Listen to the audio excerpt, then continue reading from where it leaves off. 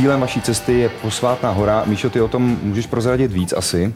Ve zkratce hora se jmenuje Arunachala a ten rituál, který kolem ní probíhá, to znamená obcházení hory ve směru hodinových ručiček, se jmenuje Girivalam. Ano. A jak jsem říkala už předtím, člověk má šanci dokončit svůj reinkarnační úkol tady v tomhle životě a zároveň to taky rozkládá ego. V angličtině destroys ego, takže uvidíme, až přijedeme zpátky, v jakým stavu dorazíme. Kdo přijede vůbec? Jestli teda přijedete. To už nebude kdo. Takhle, jestli se potom poznáme. Jestli se něco vrátí. No. Hele, takže to byla cesta do Indie, to bude ten měsíc. Co potom? Já už vím, že teďka my se samozřejmě uvidíme, potom tady společně, no a co bude následovat potom? Hub do práce, maxi single, To je 15. dubna, plus videoklip. Právě předtím chceme věnovat té práci, proto nehrajeme a po vydání toho singlu nás můžou diváci vidět na různých akcích. Majálesy by to měly být, myslím.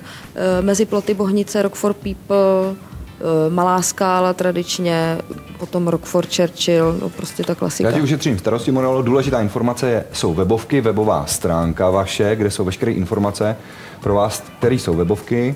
www.gajamesiah.com. Myslím, že to řekne Petr, on strašně vře artikule. Samozřejmě na vašich webovkách taky budou informace z cesty do Indie. Určitě. A vlastně i z vašeho pobytu, takže fanoušci se můžou připojit a uvidí podrobnější takový deníček. No, pokud se připojíme někde my, tak oni se budou moct připojit. Hele, já vám moc děkuju za návštěvu, přeju šťastnou cestu, hlavně dobrý návrat teda zpátky a spoustu materiálu, ať na novou desku nebo na další desky. Mějte se hezky, děkuji za návštěvu. Díky taky. Zlomte vás.